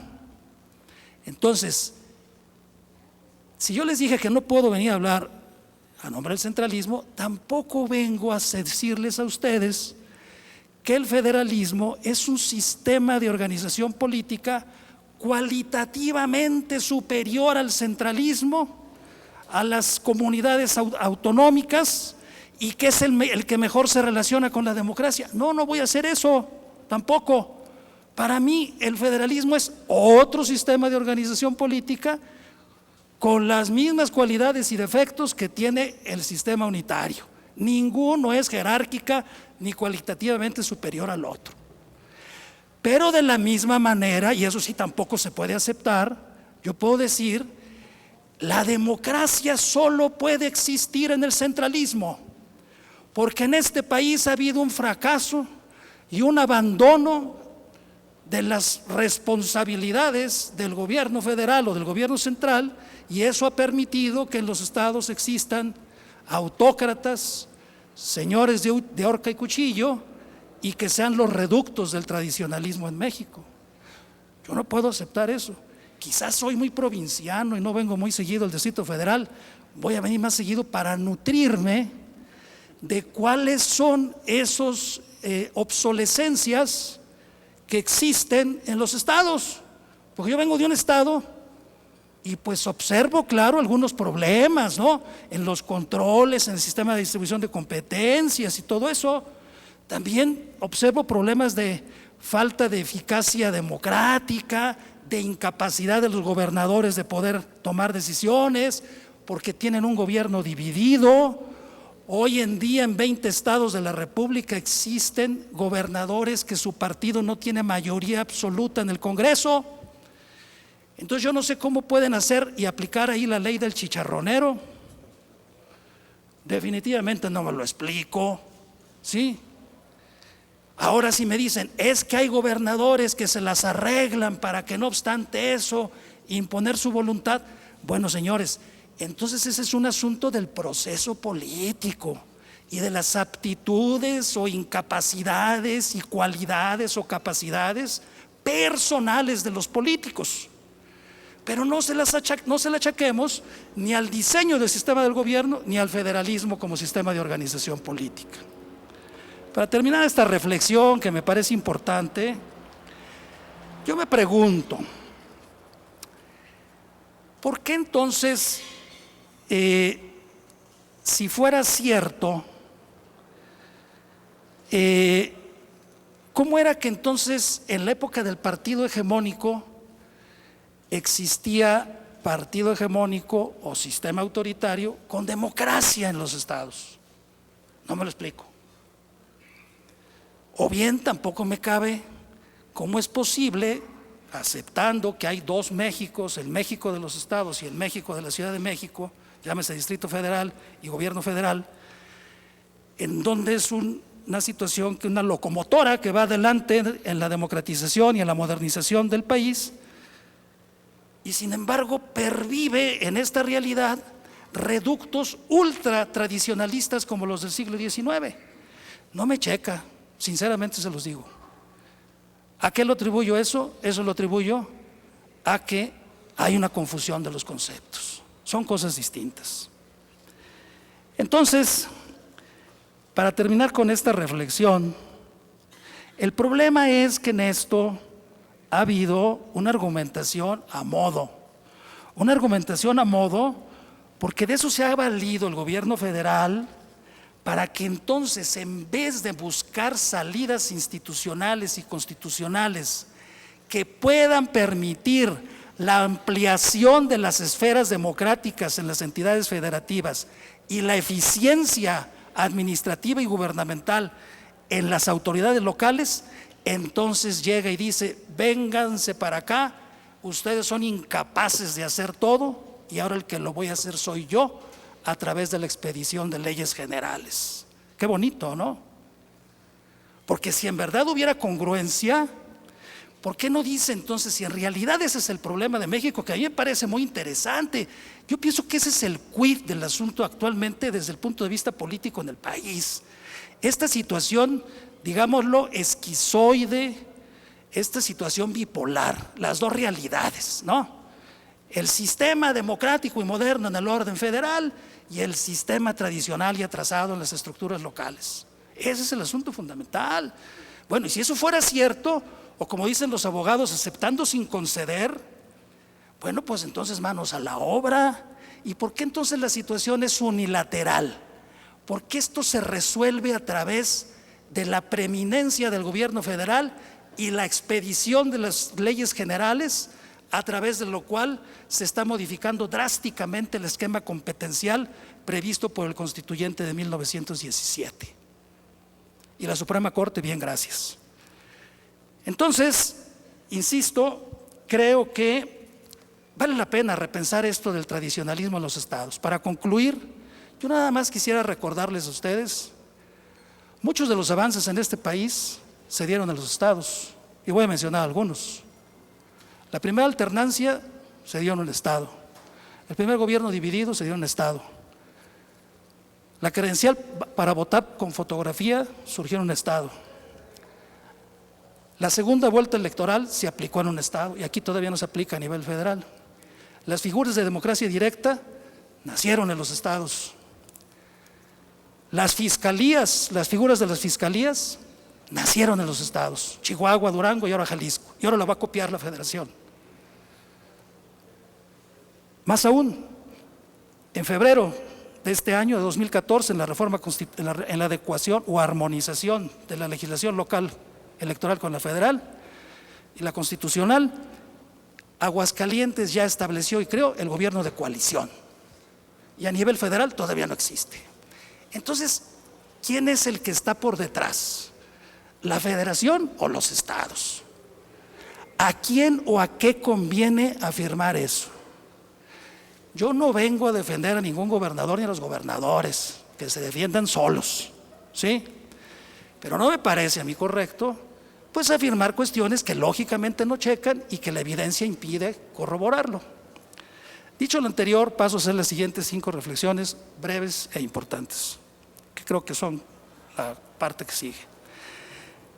Yo creo que los problemas que presenta actualmente el federalismo son producto de 5 cuestiones básicas, rapidísimo. Miren, es mi convicción que en los últimos 37 años México se ha dedicado a discutir desde 1977 las reglas de acceso al poder. No hemos discutido nunca para nada las reglas del ejercicio y la distribución del poder, y queremos ahí más o menos entrarle a las reglas del control del poder. De tal manera que la asignatura pendiente en este país, y aquí Alberto Aguilar no me dejará mentir, desde que empezaron con las discusiones de la reforma del Estado, siempre lo que se les olvida en los procesos de la llamada reforma del Estado es la modificación y el análisis del esquema competencial mexicano. Tibia y tímidamente hemos avanzado un poco en las relaciones ejecutivo-legislativo, pero sin resolver los problemas. Yo creo que es ya llegado el momento de que se avance en esta materia, México se ponga al tiempo, sal de esa deuda que tiene con los procesos de modernización política, acompasar los progresos que han existido en el artículo 2, donde se ha definido la nación mexicana como única e indivisible, pero sustentada en la pluriculturalidad de sus comunidades. Y hace falta reconocer la pluralidad política, que también México es un país que tiene un sistema de gobierno y un sistema de organización política así, pero también está sustentado en la pluralidad política de sus ciudadanos. Y también, pues, continuar con el 141 constitucional para establecer también algunos principios, no solamente que tengan que ver a los principios que deben de guiar a los procesos electorales, sino también los principios que deben de guiar las relaciones entre órdenes de gobierno. Y menciono el 41 constitucional porque ahí dice que México se organiza bajo un sistema federal y que de acuerdo con los principios del Pacto Federal. Esos principios no están establecidos en la Constitución, ni los sabemos ni los conocemos. Se tratan de deducir con dificultades. Segundo, rápido, en este vacío de que no se han discutido los esquemas de las reglas del acceso al poder, del ejercicio del poder y del control del poder, se da en el contexto de la complejización de las demandas sociales y de la complejización de la gobernabilidad. En el contexto, eso por lo que tiene que ver ahí con la cuestión social y el sistema de organización política, en el contexto de un sistema presidencial de gobierno con gobierno dividido que hemos tenido en este país de manera reiterada desde 1997, ¿sí? Y que por decreto está ahí en la Constitución y que va a seguir existiendo. Y ya no solamente eso, hago paréntesis, ahora ya por virtud de la reforma constitucional aprobada para 2014, ahora ya por decreto en todos los estados de la República. Yo pienso que por esta visión de que hay que someter a los gobernadores, ya se van a crear por decreto en los estados gobiernos divididos, porque el principio es establecido en la fracción quinta del 54 constitucional de que ningún partido puede tener más del 8% de la sobrerepresentación, ya está aplicable en todos los estados. Así que si ahorita tenemos 20 gobiernos divididos, ahora después del 2015 van a ser 31 entidades con gobiernos divididos. Y espero que ahí nos sigan diciendo, es que los gobernadores hacen de las suyas. Entonces no sé qué es lo que se quiera. Entonces, esto se ha dado en el contexto de un gobierno dividido y de una complejidad de las demandas y de la gobernabilidad. Esto ha traído a su vez como consecuencia que exista como evidencia una ausencia de dispositivos institucionales y constitucionales para la coordinación gubernamental y por lo tanto una debilidad y parálisis o ineficacia de los tres órdenes de gobierno. ¿Sí? Son los tres órdenes de gobierno, se da la misma situación, porque no existen salidas institucionales ni constitucionales, ni siquiera para acordar la coordinación gubernamental entre órdenes de gobierno, ni mucho menos tampoco para superar una situación de gobierno dividido. Tercero, para resolver esto se inventó el Pacto por México, pero el Pacto por México orientado esencialmente a establecer acuerdos entre el Ejecutivo y el Legislativo con una débil o nula participación de los demás órdenes de gobierno. Consecuencia de todo ello, expedición en lo que va de este periodo gubernamental federal del Ejecutivo en turno, van 8 leyes generales que se expiden y están ahí en el tintero anunciadas ya otras 8 más en transitorios de las reformas constitucionales o en la fracción P del 73 constitucional de la fracción 29ª. Ahí están anunciadas las leyes generales. Todo. Eso no funciona, expídese una ley general. Bueno, esta situación, cuarta reflexión, se ha dado también en el contexto de una ausencia de espacios o instituciones para la concertación y la coordinación y de vacíos para las reformas constitucionales, lo cual ha traído como consecuencia la dificultad del control de la constitucionalidad en las reformas constitucionales e incluso si esto se refiriera solamente a su procedimiento, lo que de alguna manera se ha dificultado. Quinta reflexión y última, pese a lo anterior, yo considero que el federalismo no está en crisis. Lo que está en crisis es un modelo de federalismo en México. ¿Y cuál es ese modelo de federalismo que está en crisis? El modelo de federalismo descoordinado y también que va acompañado últimamente del federalismo centralizado, ¿sí? Del federalismo con preeminencia del Ejecutivo Federal. No estoy diciendo un sinsentido, porque no necesariamente federalismo es sinónimo de descentralización, como tampoco sistemas unitarios sinónimo de descentralización. Hay sistemas unitarios más descentralizados que los federales y hay sistemas federales más centralizados que los unitarios. México es un caso paradigmático. Creo yo que México es, sin lugar a dudas, el estado federal más centralizado de los 26 estados federales del mundo. Y eso desde hace años, no de ahorita, ¿no? Siempre hemos sido.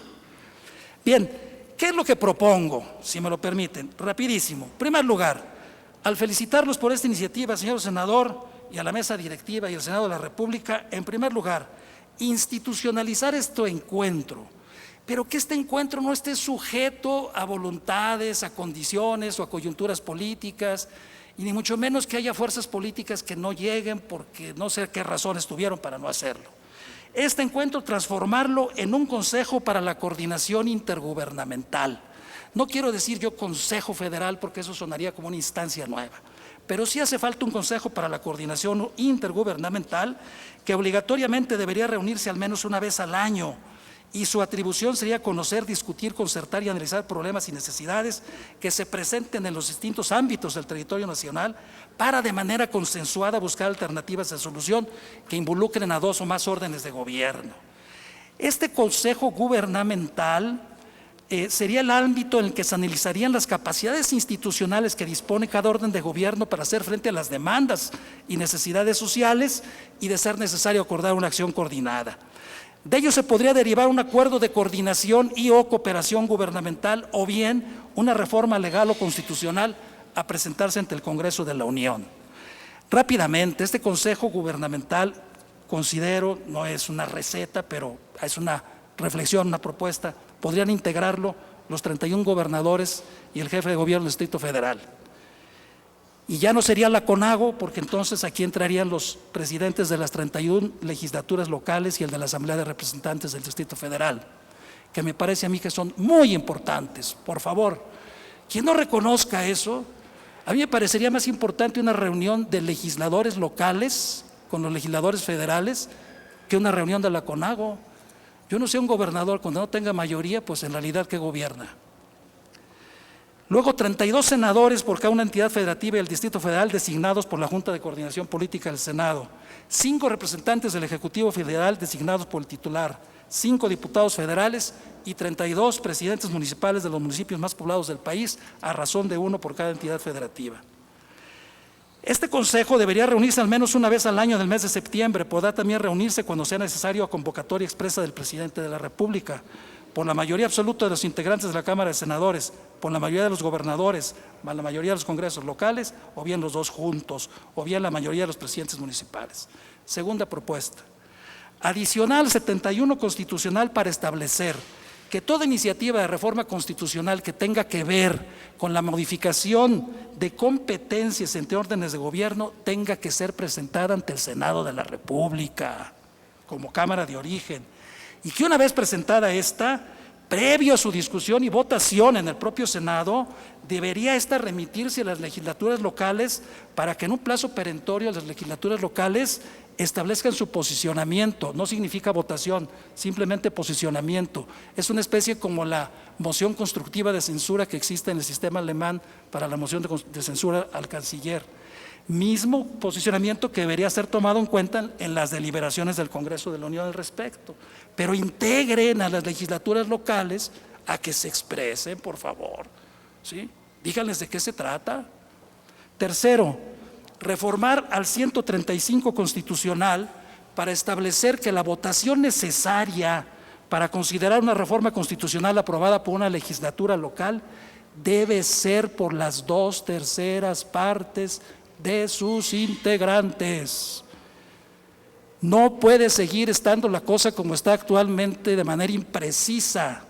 Ya la Corte ha resuelto y se ha pronunciado sobre esta situación, no hay acuerdo al respecto. No puede ser que en un criterio se fije el Congreso de la Unión 2/3 partes y la de las legislaturas locales no se diga qué tipo de mayoría se requiere. Es evidente que se requiere, es evidente que debería existir las 2/3 partes. Como no está explícito en la Constitución, creo que sería muy importante que se estableciera esto, y yo creo que eso vendría a poner una suerte como de garantía o de salvaguarda para que no se estuvieran haciendo tantas reformas constitucionales al vapor que en el fondo vienen a modificar drásticamente la distribución de competencias y el propio 124 constitucional.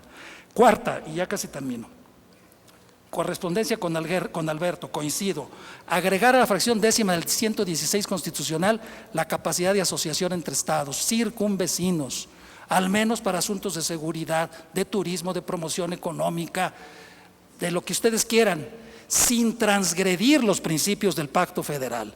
Esta discusión estuvo presente desde el constituyente de 1857 y el diputado Ignacio Ramírez se preguntaba y planteaba la necesidad de que se permitiera la asociación entre estados sin que significara la transgresión del Pacto Federal. Creo que esto es muy importante y necesario. Es más, es un atavismo. Ahora que existen zonas metropolitanas interestatales, ¿cómo es posible que existan zonas metropolitanas interestatales y se prohíba la asociación entre estados? Por favor. Y quinto, finalmente, termino, introducir en el artículo 40 constitucional la cláusula de lealtad federal.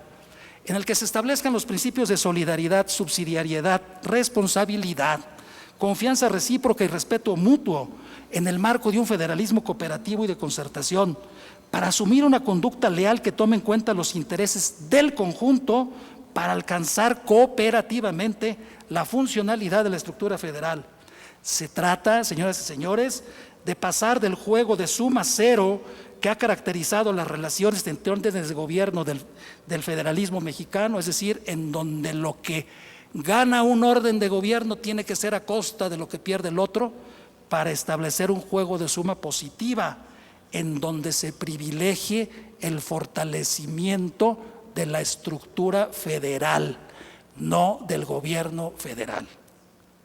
Lo anterior, que es muy sencillo, en síntesis, implicaría iniciar una nueva etapa en la evolución del federalismo mexicano, la etapa del federalismo coordinado que demanda ya la nación mexicana. Por su atención, muchas gracias.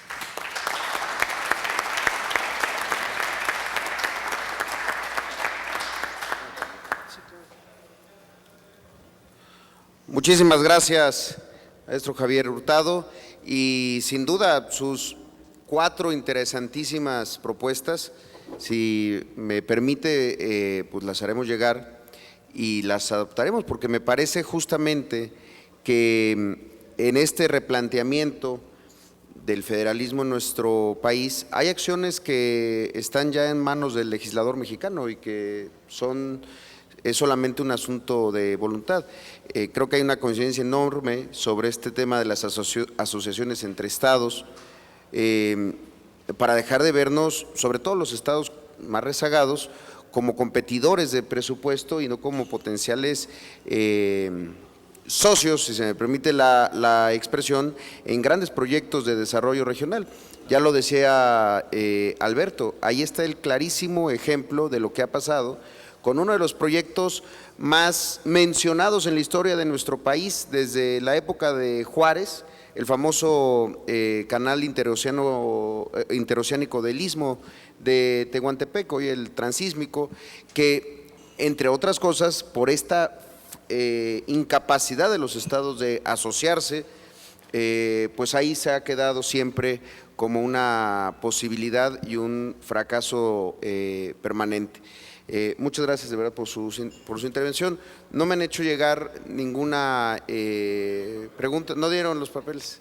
Bueno, si alguien tuviera alguna pregunta, por favor, adelante. Magníficas las 4 intervenciones, sobre todo que trascendieron al qué para el cómo. Los 4 tuvieron propuestas, no solamente recetas de cocina, sino cosas muy bien pensadas y reflexionadas. Le voy a pedir un favor, senador. La mesa de hace rato fue muy importante, no nos dejaron ni hablar. Tenía mucha prisa don Arturo Zamora y no pudimos ni acercarnos a los ponentes para pedirles una copia de su valioso trabajo.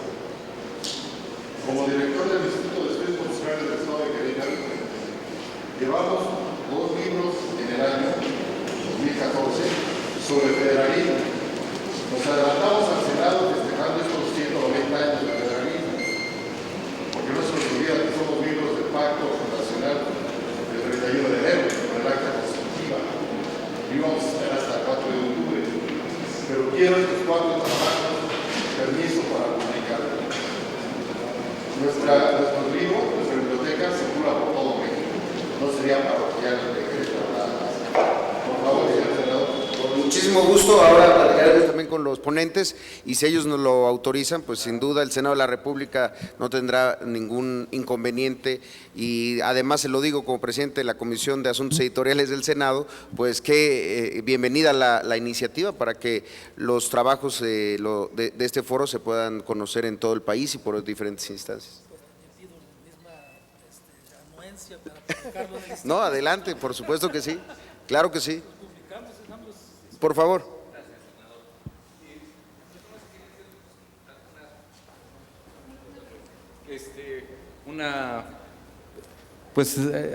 Una similitud que se ha dado en el federalismo en México. Bien lo han dicho los ponentes desde su inicio, el federalismo fue algo que se buscó para el modelo de tener el México independiente. En ese periodo, en esa época, teníamos muy poca industria, más que la minera. Eso es antes. El hoy de los 50, 60 eran los polos de desarrollo. Lo que seguimos con más de un siglo arrastrando con los mismos problemas del modelo de desarrollo. O sea, un centralismo terriblemente fuerte. También antes, con el federalismo, estaba en disputa entre liberales y conservadores y un periodo corto monárquicos. Hoy el problema del federalismo son los partidos políticos, porque también hay que poner los puntos sobre las íes. Ahí es donde también tenemos una fuerte disputa de poder. Si es un estado de Tabasco, los perradistas vamos a apoyar porque haya más presupuesto para Tabasco, ¿no? O si es un estado del PRI, pues el Congreso, el PRI va a apoyar para sus gobernantes, si es del PAN, es del PAN. Vamos, hay una terrible confusión sobre el juego, el rol que tienen los partidos políticos y no piensan en la población en México en su conjunto, sino que piensan en los intereses particulares de cada partido, así como se daban con los liberales o los conservadores. Hablamos del siglo XIX, estamos hablando del siglo XXI y no hay grandes diferencias, seguimos casi con el mismo modelo. Los problemas económicos del siglo XIX era la pobreza, la marginación, la falta de recursos económicos dentro del gobierno central. Hoy se administra ese recurso y se administra la pobreza, o sea, no hay desarrollo, no hay una planeación. Yo me gustaría saber qué estado, bueno, sí los hay, pero es mínimo, qué estado le da más importancia a una infraestructura estatal para el desarrollo industrial. De no ser los campos petroleros, últimamente Querétaro, Guanajuato, con el desarrollo de la industria, pero es poco lo que se piensa en la infraestructura estatal para buscar esa descentralización de ese federalismo, porque entonces los estados tendrían ya sus propios recursos y tendrían una manera de vivir más, una forma más independiente que la centralización. Este es otro problema, pero que tampoco hay ese desarrollo. Bien lo decía, pasaron 200 años para construir una carretera, ¿sí? Lo del transísmico, ¿cuántas veces se han hecho esos intentos por unir, que sea un paso rápido para el sistema marítimo y no se ha podido concretar eso? Esos son de los grandes problemas que se han presentado y iba a hacer una pregunta, ¿qué se tiene que hacer para el federalismo del siglo XXI? Pero aquí el doctor Huerta, ¿verdad? Hurtado, perdón, pues nos ha dado una serie de puntos que son muy interesantes para tomarse en cuenta y que creo que debemos de seguir discutiendo este punto, pero que no pase mucho tiempo en la discusión y nos llevemos un siglo discutiéndolo, porque el pueblo no va a aguantar tanto. Muchas gracias. Muchas gracias. Si hubiera alguna participación adicional. Bien, de no ser así, a nombre del Senado de la República, les agradezco a todos los ponentes por su tiempo, por sus valiosas ideas y sin duda hago votos para que este encuentro no haya sido solamente el día de hoy con el importante motivo de develar los escudos de los estados y hacer un encuentro con los otros titulares de los poderes, sino también para seguir discutiendo una de nuestras tareas y facultades exclusivas del Senado como garantes del Pacto Federal. De verdad, muchísimas gracias a todos y muchas gracias a todos por su tiempo. Daré a cada uno de ustedes el reconocimiento que les envía el presidente del Senado de la República, el senador Miguel Barbosa Huerta, por su participación. Muchísimas gracias. Muchas gracias, señoras y señores. Agradecemos al señor senador Zoé Robledo Aburto por haber moderado esta primera mesa en el marco del seminario Encuentro por la Federación y la Unidad Nacional. Gracias a los ponentes y gracias a todos ustedes. Y mañana están cordialmente invitados para que continuemos con otra mesa a la 1 de la tarde. Gracias y que tengan ustedes muy buenas noches.